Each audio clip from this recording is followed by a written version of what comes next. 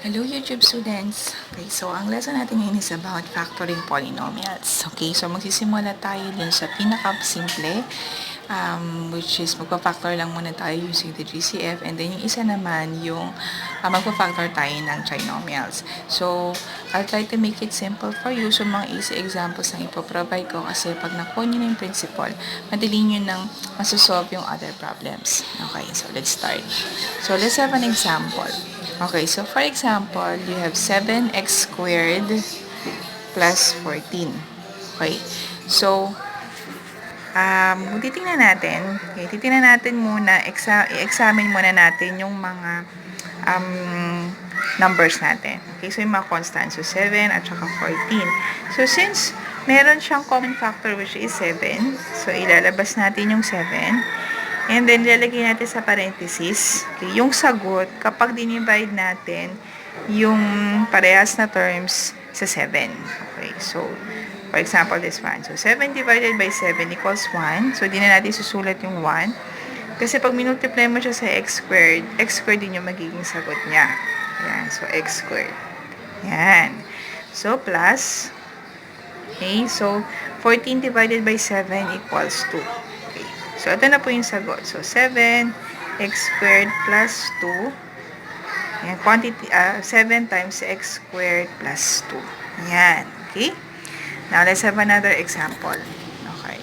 So, another example. So, meron tayong 16x cubed. 16x cubed plus 20x squared. Okay.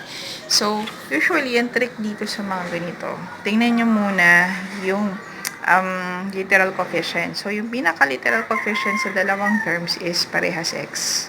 Okay? Tapos, hanapin nyo kung ano yung pinaka-mababa na exponent. So, pinaka-mababa na exponent ay ito, yung x squared. So, ibig sabihin, ilalabas natin si x squared. Okay? So, tingnan natin dito. So, tapos, kung titignan mo naman yung dun sa constant, so 16 at saka 20. So, ang common denominator ng 16 ay 20 ay 4. So, yun yung pinakamataas. Okay, so lagay natin dito 4. Okay? So, let's try. So, dito muna tayo sa constant. So, 16 divided by 4 equals 4. Tapos, x cubed divided by x squared. So, gagamitin natin yung rule for exponents sa quotient. So, sabihin, ito ay x. Okay, so, ang sagot is, ito, 3 minus 2 equals 1. Pero hindi natin yung susulat yung exponent ng x as 1. Okay, and then plus, okay, so, 20 divided by 4 is 5. Okay, so, x squared divided by x squared is equal to 1. Ayan. So, sabihin, ang sagot po natin is 4x squared, 4x plus 5. Okay? So, yan na po yung pinaka-factor niya. Okay, let's have another example. Okay, so, using GCF again, okay, so meron tayong 14y raised to 5 minus 4y cubed plus 2y. Okay. So, examine natin. Okay. So, simulan ko sa constant. So, 14, 4, at saka 2. So, ang common denominator niya ay 2. Okay? And then, lahat sila mayroong y. So, hanapin ko may pinakamababang exponent. So, pinakamababang exponent is ito. Kasi 1 ang exponent niya. So, isulat ko siya dyan sa labas. Okay, so sa loob ng parenthesis, ano yung susulat natin? So, yung sagot, kapag dinivide natin to lahat by 2y. Okay, so let's start. So, 14 divided by 2 is 7. Okay, and then y. So, 5, exponent again ito is 1. So, 5 minus 1 is 4. Minus, so 4 divided by 2 is 2. And then y. 3 minus 1 equals 2. Plus 2y divided by 2y is 1. Okay? So, therefore, ang final answer natin is 2y, 7y raised to 4 minus 2y squared plus 1. Yan. Okay? And let's have our last example. Okay, using factoring out of GCF. Okay, so meron tayong 15 x raised to 5 minus 12 x raised to 4 plus 27 x cubed minus 3x squared. Okay, so again, so tingnan natin yung mga constants natin. So sa constants natin, okay, so you have 15, 12, 27, at saka 3. So common factor nila is 3. Okay, and then sa lahat sila may x. So, may pinakamababang exponent dito is this one, x squared. So, siya susulat natin dito. Okay. Then, sa loob ng parenthesis, so we have, okay, so dito muna tayo sa una. So, 15 divided by 3 is 5. Then, x, 5 minus 2 is 3. Minus 12 divided by 3 is 4. X, 4 minus 2 is 2. Okay, plus 27 divided by 3 is 9. So, x, 3 minus 2 is 1. So, hindi ko nasusulat yung exponent ng x as 1. So, 3x squared, eto, sorry, ito, minus. So, minus. So, 3x squared divided by 3x squared is also 1. Okay, so, ang final answer is 3x squared, quantity 5x cubed minus 4x squared plus 9x minus 1. Ayan. So, ito na po yung ating factored, yung ating final answer. Okay? So, this time, let's try naman paano tayo mag-factor ng trinomials. So, yung factoring trinomials, medyo tricky ito ng konti. So, kailangan magaling ka sa multiplication table or kabisado may multiplication table para mabilis mong mahanap yung mga factors. Okay, so let's start. So, for example, meron kang trinomial na x squared plus 5x plus 6. Okay. So, kapag lahat siya plus, so wala kang magiging problema. Kasi ibig sabihin yan, yung sagot, ang answer nga pala sa trinomial is dalawang binomial kapag pinactor natin siya. So, kung isusulat natin yung dalawang binomial dito, sabihin, ang operation niya parehas plus. Okay, pag parehas plus yan. Okay, so, next step. Okay, so titingnan natin to. Yung factors ng x squared, obviously, is x and x. So, madali lang, pag titigisahin lang natin yung x dito, isang x sa left, isang x sa right. Okay. And then, yung factors ng 6. Okay, ano ang factors ng 6? Ang factors ng 6 natin, meron tayong 2 and 3, meron tayong 6 and 1. Okay. So, ang pag-explore kung alin dito yung tamang factor, dapat yung magiging sagot dito sa gitna is dapat either pagpinlas yung factors ng 6 o sinubtract, ang sagot ay 5. Okay, so sa case na to, 2 plus 3 equals 5. Check. 6 plus 1 equals 7. So, sabihin, hindi ito pwede. So, ang factors natin is 2 and 3. Okay. So, yung isa, it doesn't matter kung saan nyo siya gustong ilagay kasi parehas lang naman itong plus. So, pwede mo isulat dito yung 2, dito sa kabila yung 3. Ito na yung sagot. Okay? So, paano natin malalaman kung tama? So, magre-reverse tayo ng process. Okay. So, kung i-reverse natin yung process, so magpo-FOIL method tayo. Okay? So, usually ang tawag ko dito is smiley method kasi mas madali yung tandaan. So, ito yung isang mata, x squared. Ito yung pangalawang mata. This is positive 6. And then, ito yung nose plus 2x. Ito yung mouth o yung lips. So, that's plus 3x. So, kung simplify natin to, this is equal to x squared plus this and this is 5x plus 6. Yan. So, tama. Tama po yung sagot natin. Okay? So, no hassle kapag parehas positive yung signs dito or plus yung operation. Magiging problema natin yan, magiging major challenge yan kapag magkaiba sila ng sign. Okay, so for example, bigyan ko ng example. Ito. So, dito, meron tayong example na y squared minus 8y plus 12. Okay. So, ito magiging medyo challenging. Kasi magkaiba sila ng signs. Okay, so, kung titingnan nyo, ang negative ay itong nasa gitna. Okay? Ito parehas positive. Okay. So, kung parehas to negative, Okay, so ibig sabihin, ang final answer niya is positive. Kasi pag minultiply mo yung dun sa last term, dapat positive ang sagot. So, ibig sabihin, yung dalawang numbers na involve mo ay negative signs. Okay, so, try natin. So, una, sulat muna natin yung parenthesis. Okay, so next, yung factors ng y squared, kasi perfect square ito, obviously, y and y lang. Okay, y and y.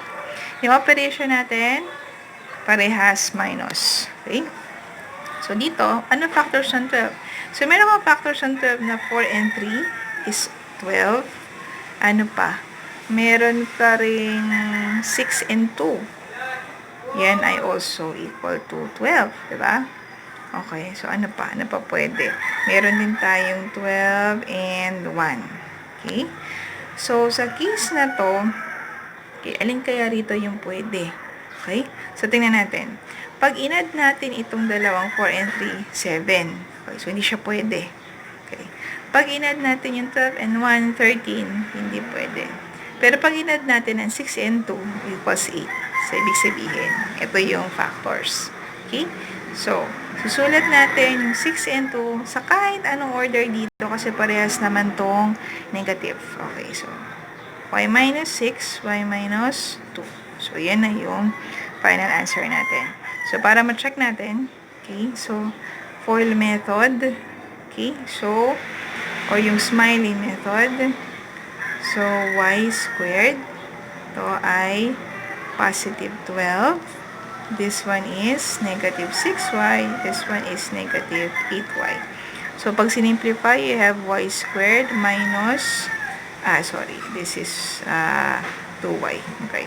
So, y squared equals negative 8y plus 12.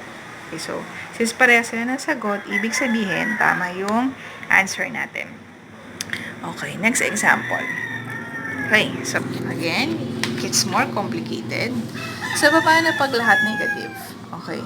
So, pag lahat negative, ibig sabihin, itong last mo, okay, ang nakamultiply dyan is a positive and a negative number. So, as you can see, napaka-importante talaga na master mo yung rules of signed numbers para mas madali mong masagutan tong mga to. Kasi kung hindi mo problema ka talaga. Okay, so x squared minus 8x minus 20. Okay. So, in this example, okay, so, alam natin, again, na ito ay negative. So, ibig sabihin, ang magiging sagot mo dito ay isang positive at isang negative. Okay. So, explore muna natin yung, again, factors ng x squared. So, obviously, parehas x lang naman yan. Okay. Factors ng 20. Factors ng 20 natin is 4 and 5. Ano pa? Meron kang 10 and 2. Ano pa? Meron ka ring 20 and 1. Okay? So, sa tatlong yan, alin dyan yung tamang sagot? Okay. So, tingnan natin. Dapat, kapag sinubtract natin siya, ang magiging sagot ay 8. Okay, bakit hindi plus? Kasi, magkaiba nga to ng sign. Kasi, di ba pag magkaiba siya ng sign, ang operation natin is subtraction. Okay. So, ang 5 minus 4 is 1. So, hindi pwede to. Ang 20 minus 1 is 19, hindi pwede. Ang 10 minus 2 is 8. So, ibig sabihin, ito yung tamang sagot. Okay? So, ang tanong, alin dyan yung positive at alin dyan ang negative? So, titingnan natin kung ano yung result ng middle term mo. Ang middle term mo ay negative. Ibig sabihin, yung higher number, siya yung negative. Okay? So, sa kanilang dalawa, ang higher number is 10. So, dito natin ilalagay ang 10. Lower number dito. Okay, so, ibig sabihin, ito na yung sagot natin. So, x plus 2, x minus 10. Okay, so, again, let's check using FOIL method. So, x plus 2, x minus 10. 8. So, this one is x squared, negative 20. This is positive 2x. This is negative 10x. So, simplify. X squared, sagot dito is negative 8x minus 20. Okay. So, since tama yung final answer natin dito, parehas sila dito sa original na given. So, ibig sabihin, tama yung ating sagot. Okay? Okay. Let's have another example. Okay.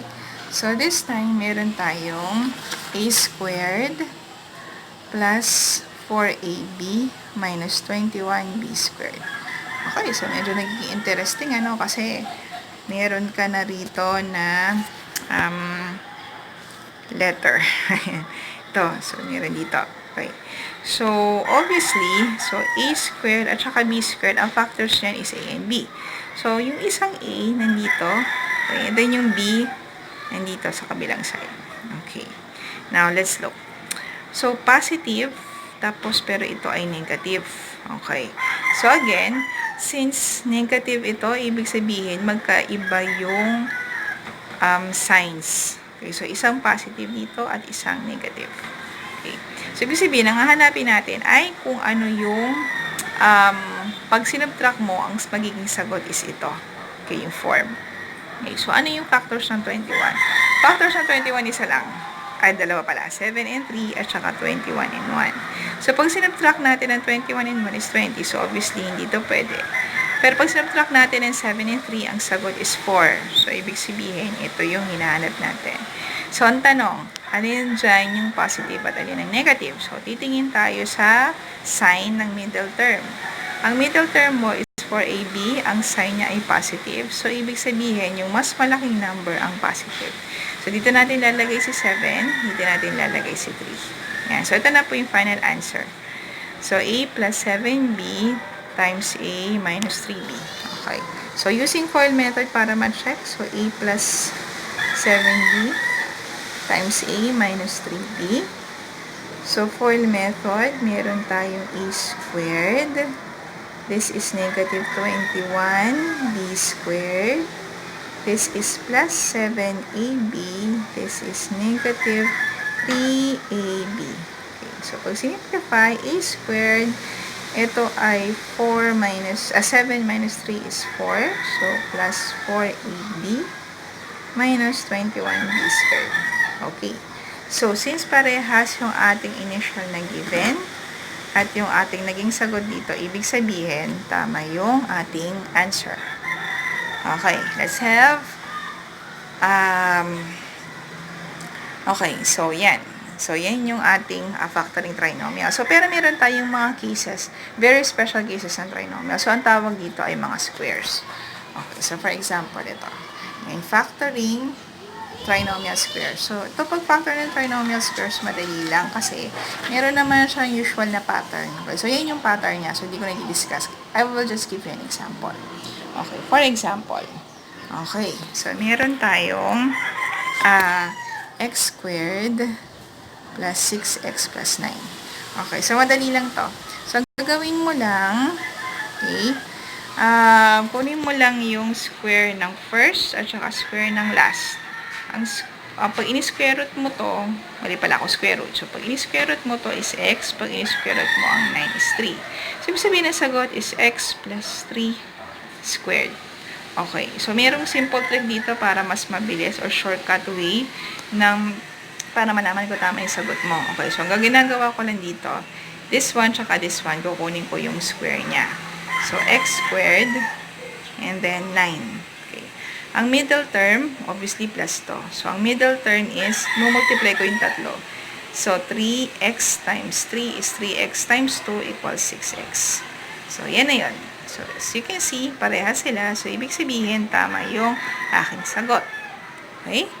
And then, I'll give you another one. Okay. So, for example, meron kang x squared minus 14x plus 49. Okay. So, ang dali lang nito. So, again, so ang gagawin nyo, kunin nyo yung square root nito, x, square root nito, 7. Yung sign nito is negative, hindi katulad sa isa kanina positive.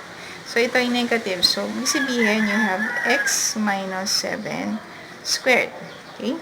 So, para ma-check kung tama, so again, so this is x squared, kunin mo yung square nito, plus 49. Okay, multiply mo lahat. So, negative, x times negative 7 is negative 7 times 2 is negative 14x. Okay, so x squared minus 14x plus 49.